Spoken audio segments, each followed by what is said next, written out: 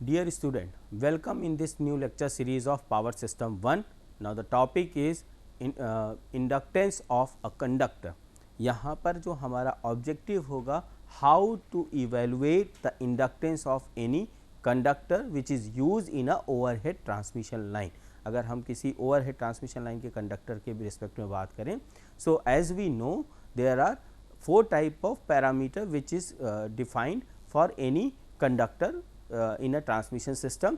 One is your resistance, inductance, capacitance and conductance. तो अगर हम resistance की बात करें, so that value is already defined by the manufacturer, but and the conductance that is basically due because of the leakage current over the insulator, यानी surface पे जो over current हो रहा है उसकी वजह से आपका हो रहा है. So we can neglect it. Only the inductance and the capacitance of any transmission line which is depending upon the dimension of the entire transmission line as well as the structure of the transmission line and the position where the conductor is placed and the surrounded conductor, यानी means जो उसका पूरा transmission system का structure है, इन सभी बातों पे depend करेगा कि उस ट्रांसमिशन लाइन का इंडक्टेंस और कैपेसिटेंस क्या होगा. So here in this topic we will we are going to discuss that how we can evaluate the inductance of any given conductor in a transmission system which is used for a transmission system. So friends, if inductance of the conductor is what? Basically inductance is a measure of a amount of a magnetic flux. So you can say that inductance is basically what? Inductance is basically a measure of amount of magnetic flux. So inductance क्या है? ये basically आपके magnetic flux which is produced for the given electrical current, यानी जो magnetic flux जो produce हो रहा है due because of the current, यानी अगर किसी कंडक्टर को हम करंट दे रहे हैं तो उसकी वजह से जो मैग्नेटिक फ्लक्स प्रोड्यूस हो रहा है उसको मेजर करने के लिए मेजर करने के लिए जिस क्वांटिटी से हम उसको रिप्रेजेंट करते हैं हम उसको कह सकते हैं कि वो इंडक्टेंस है. So it also can be defined as the flux linkage per unit ampere and it is denoted by L. So generally हम इसको एल से रिप्रेजेंट करते हैं and flux linkage per unit ampere, यानी हम कह सकते हैं कि ये फ्लक्स लिंकेज और करंट का एक तरह का रेशियो होता है. So inductance can be defined as it is a flux linkage and the current ratio of the flux linkage and current psi by I Henry. तो unit inductance की क्या है? Henry है. So the equation 1 represents the value of the inductance of any conductor where the flux linkage will be established due because of the current. Now if you are talking about the inductance of any conductor, so inductance of the conductors are depending upon the two factor or it is based on the two things. One, inductance of a conductor due to internal flux and the second is the inductance of the conductor due to external flux.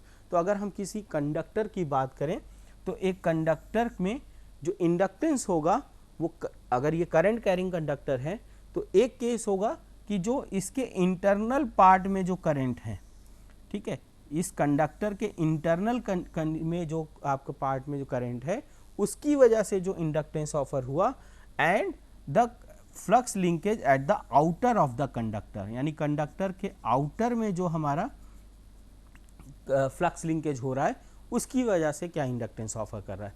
So separately one by one we will discuss the calculation of the inductance of any conductor due because of the internal flux as well as the with the external flux. So inductance of a conductor due to internal flux is what? So before going into the detail of this one, first we know the some basic concept related to your current carrying conductor. So as per the Ampere's law, as you know, as per the Ampere's law, for a closed magnetic path, the means for a closed magnetic path, अगर हम एक closed area में magnetic path, the magnetic force is equal to the current enclosed. अगर हम एक closed magnetic path ले रहे हैं तो उस magnetic path में जो magnetic force होगा वो क्या होगा? that is equal to your current enclosed. और similarly अगर हम मैक्सवेल लॉ की बात करें, so as per the Maxwell law the magnetomotive force is equal to the integral of the magnetic field intensity, यानी जो मैग्नेटोमोटिव फोर्स होगा वो हमारे किसके इक्वल है, that is equal to the line integral of magnetic field intensity. तो दो चीजें हैं, एम्पियर्स के according what the magnetomotive force is equal to the current enclose in a close magnetic path. Close magnetic path में अगर हम magnetomotive force को लें तो वो इक्वल होगा। मैक्सवेल के अकॉर्डिंग क्या है कि the Maxwell as per the Maxwell law of magnetomotive force is what the magnetomotive force is equal to the line integral of a magnetic field intensity and which can be represented as integral of H into dl। यानी अगर हम एक line के respect में अगर हम small decimal length लें तो dl, और इसमें जो मैग्नेटिक फील्ड इंटेंसिटी अगर H है तो जो मैग्नेटोमोटिव फोर्स होगा that is the integral of H into dl। So that is the two law which is established by the Ampere and Maxwell law। So इन दोनों के बेसिस पे हम कह सकते हैं कि जो आपका magnetomotive force means the line of integral of field intensity means this term, the line integral of field intensity will be equal to the current enclosed in that circuit। यानी जो करंट है उसकी वजह से ही हमें फील्ड इंटेंसिटी मिल रही है, ठीक है, line integral intensity. So on the basis of these fundamental we will derive the equation for the calculation of inductance of a conductor due to internal flux. So inductance of a conductor due to the internal flux is what, let us consider a conductor of radius r। Suppose you have a conductor which radius is r and the magnetic field is what, Hx inside the conductor at distance x from the center of the conductor as shown in figure। So if we are talking about this figure, so suppose this conductor having a radius r and at any place inside the conductor, not outside, inside the conductor any place where we want to evaluate the inductance like suppose x। So small distance पे, एक distance पे हमने x पे लिया है centre से, इस point से यहाँ पर हमने x पॉइंट लिया है। So the magnetic field Hx inside the conductor, तो यहाँ पर जो कंडक्टर में मैग्नेटिक फील्ड इंटेंसिटी होगी वो क्या होगी, Hx at this point centre of the conductor. So since the field is symmetrical and if Ix, since the field is symmetrical, field क्या है, symmetrical है, so if Ix is the current enclosed by a circle of radius x, अगर हम कह रहे हैं कि आपका जो Ix है, Ix is the current enclosed by the circle of radius x, यानी हम Ix यहाँ पर ले रहे हैं, एक सर्किल यहाँ पर ले रहे हैं ये वाला, और इस सर्किट पे हम कह रहे हैं कि एक सर्किल इनक्लोज हो रहा है जिसका रेडियस क्या है, दैट इज x, यानी एक x का हमने सर्किल लिया। So then Hx is the constant at any point of the circle. अब हम चाहें यहाँ लें, यहाँ लें, यहाँ पर, हियर, हियर, दिस प्लेस और this place, so everywhere Hx will be constant, वो क्या होगा, सेम होगा। So now according to Ampere's law हम कह सकते हैं कि as per Ampere's law the close line integral of Hx dl will be Ix, यानी x डिस्टेंस पे जो क्लोज इंटीग्रल है हमारा फील्ड इंटेंसिटी का वो विथ रिस्पेक्ट टू लेंथ वो Ix होगा जो करंट को रिप्रेजेंट करेगा। Similarly then it will be a 2 pi x Hx is equal to Ix। So we can simplify it into the form of this one which is represented by the equation 2 and 3rd, यानी equation second और third से हमने इसको Ampere's law के basis पे represent किया। Now if Ix is the current enclose by the circle of area pi x square, अगर हम कह रहे हैं Ix is the current enclose by a circle, इस सर्किल में आपका जो पाई एक्स स्क्वायर वैल्यू, इसका क्या एरिया क्या होगा, pi x square. So Ix is the current enclosed by the circle of pi x square, then I x will be what known as current density into area enclosed, यानी हम जितनी current density है और जितना area enclosed हो रहा है we can multiply it. So ये हमें I x की वैल्यू मिलेगी. Now that I x will be utilized for the equation number 3. तो हम लिख सकते हैं और we can write it here, this I x will be I upon pi r square pi x square, and finally it can be represented as by the equation I x is equal to I into x square upon r square, equation number 4. So now where I is the current enclosed with the conductor of radius r, that is within the area pi r square. अभी हमने x के लिए calculate किया था.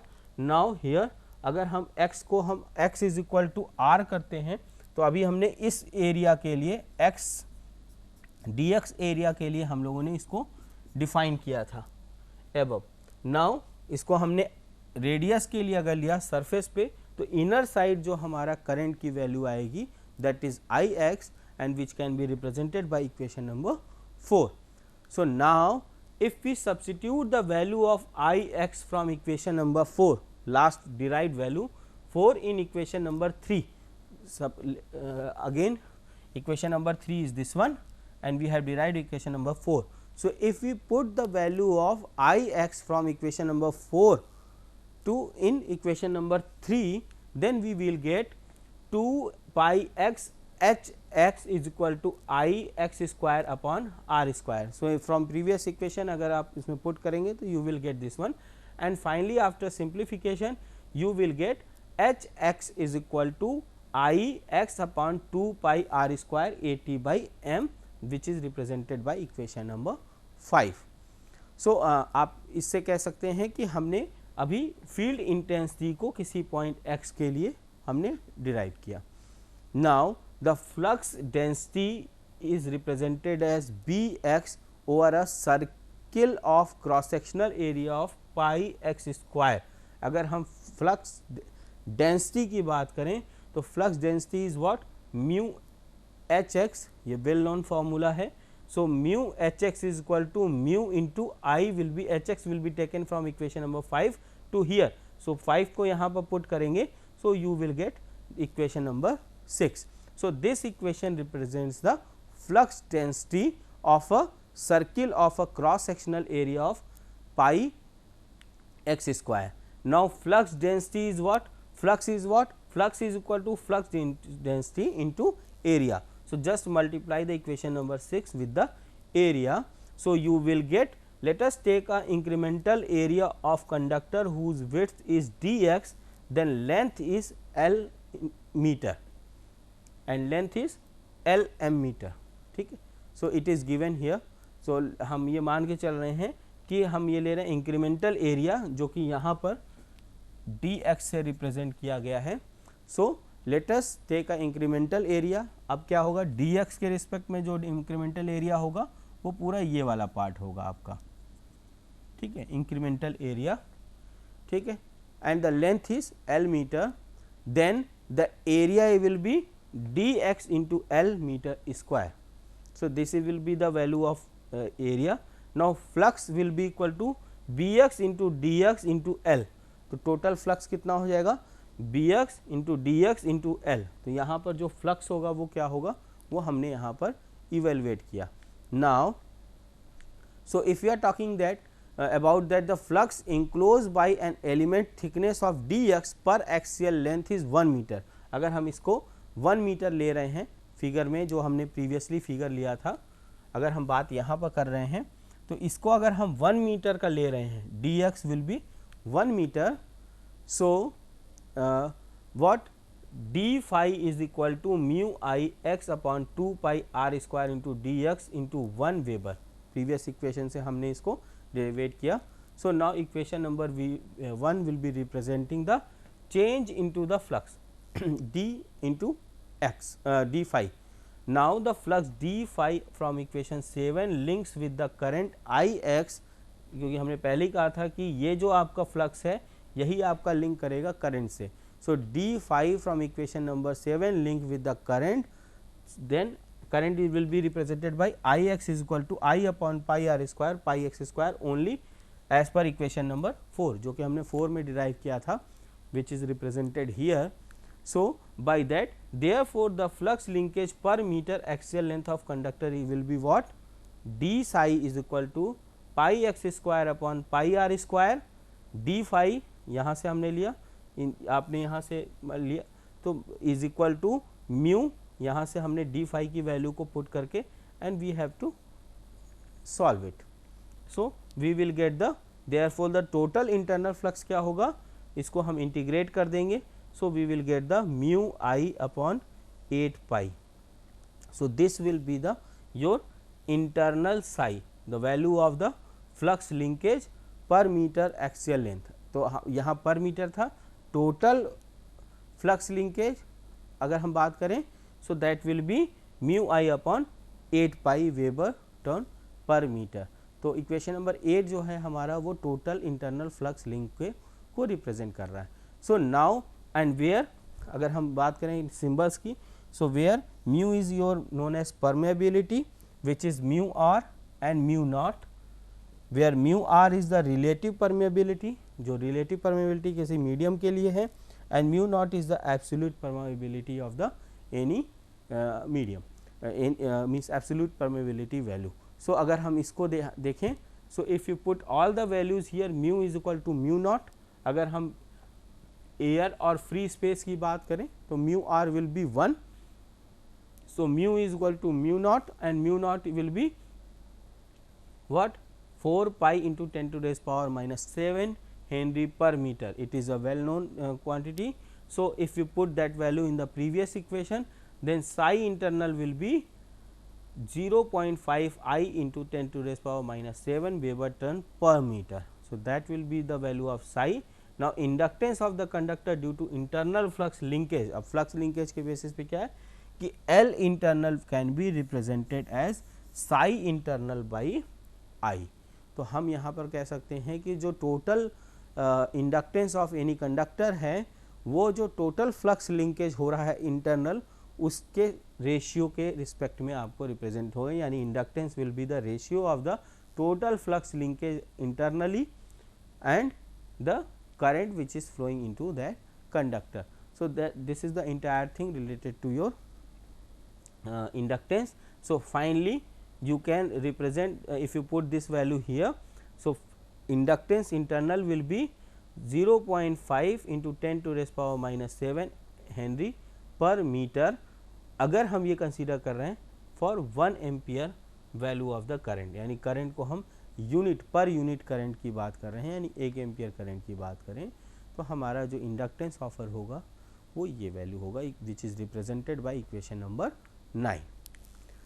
Now the second part is your inductance of a conductor due to external flux, यानी जो हमारा conductor है उसके मीन्स एक्सटर्नल इसके आउटर सरफेस यानी इसके सरफेस के बाहर अगर हम इंडक्टेंस इवेलुएट करें तो वो हम कैसे इवेलुएट कर सकते हैं. So to determine the external flux linkage between 2 points, अगर हम फ्लक्स लिंकेज जैसा कि हमने इंटरनल में किया था कि हमने सरफेस के सेंटर ऑफ द कंडक्टर से कुछ डिस्टेंस पे x डिस्टेंस पे हमने एक स्मॉल एरिया लिया dx का और वहाँ पर हमने इवेलुएट किया and then it will be convert into the generalize form at up to the radius. तो टोटल हमने इंटरनल फ्लक्स लिंकेज निकाला and then after evaluating the total flux linkage we have calculated the inductance because of the internal flux linkages. Now we are talking about the flux external fluxes, means we are talking about the calculation of the inductance due because of the external flux. So for determining the external flux linkage between 2 points, अगर हम 1 और 2 दो point ले रहे हैं, for example here in this figure the point number 1 and point number 2, यानी ये आपका कंडक्टर का सरफेस है और एक यहाँ दूसरा सरफेस है, तो हम इन पॉइंट के बीच में इवेलुएट करें. We are evaluating in between the these 2 point on a circle of radius r1 and r2. Suppose the point A having the radius r1 and point 2 is having the radius r2 which are greater than the radius of the conductor r, यानी जो conductor का radius है उससे ज़्यादा है. ठीक है। So let us consider a small elementary means length in between these two point. हम जैसे इंटरनल फ्लक्स में लिया था, and the same way we are taking a point in between the A and B with small distance d x, और उसी point के बीच में हम एलिमेंट्री लेंथ पे ही हम इवेलुएट करेंगे। So the field intensity at any point on the circle when the radius x is greater than r, अभी हमारा रेडियस r से ज़्यादा है, तो हम कह सकते हैं H x is equal to I upon 2 pi x, यहाँ पर 2 pi x distance ampere turns per metre. So and the flux density in the is given by B x is equal to mu I upon 2 pi x weber per metre square. तो हम अगर किसी radius से बड़ी value के लिए ले रहे हैं तो हम एच एक्स को रिप्रेजेंट कर सकते हैं इस इक्वेशन से, और हमारी flux density can be represented by the B x is equal to mu I upon 2 pi x weber per metre square. So now the flux d phi change into the flux through a cylindrical cell of thickness dx means we are talking about the this particular part, means this particular part here small means is जो आपने elementary area लिया है वहाँ पर जो change मिल रहा है flux का D x through the cylindrical shell of, अगर थिकनेस की बात करें D x is what D phi is equal to B x D x आप कह सकते हो, means flux density multiplied by the elementary distance. So इसको आप रिप्रेजेंट कर सकते हो इस इक्वेशन से जो हमने प्रीवियसली डिराइव किया था। So this flux d phi links with the current I, यही फ्लक्स हमारा क्या होगा करंट के साथ लिंक करेगा। So therefore the flux linkage d psi due to the flux d phi is, यानी हम कह सकते हैं जो फ्लक्स लिंकेज हमारा इस स्मॉल एलिमेंट्री पार्ट में करेगा डी साई, वो हमारे फ्लक्स डी फाई के से लिंक करेगा। So D psi is equal to D phi and D psi is equal to mu I upon 2 pi x D x weber turn per metre. तो हम कह सकते हैं कि इसमें जो फ्लक्स लिंकेज है वो डी साई से रिप्रेजेंट हो रहा है। Now so thus the flux linkage between the point A and B, अगर हम टोटल फ्लक्स ए और बी की बात करें, so psi is what total is what external, psi external will be psi 1 2, यानी हम इस रेडियस के बाहर अगर बात कर रहे हैं तो इस यहाँ पर जो फ्लक्स लिंकेज हो रहा है total flux linkage external that will be psi external is equal to psi 1 2 is equal to now integrate over the r1 to r2, क्योंकि हमने क्या लिया radius r1 to r2। So in between this point is mu I upon 2 pi x D x, previous equation से हम कह सकते हैं, and if you derive it so you will get the final equation will be psi total flux linkage external will be mu I upon 2 pi l n r2 upon r1 weber turn per metre, that is represented in equation number 10. So now the relative permeability of dielectric medium is what? It is 1. If it is, now put the value in the same manner like your previous case.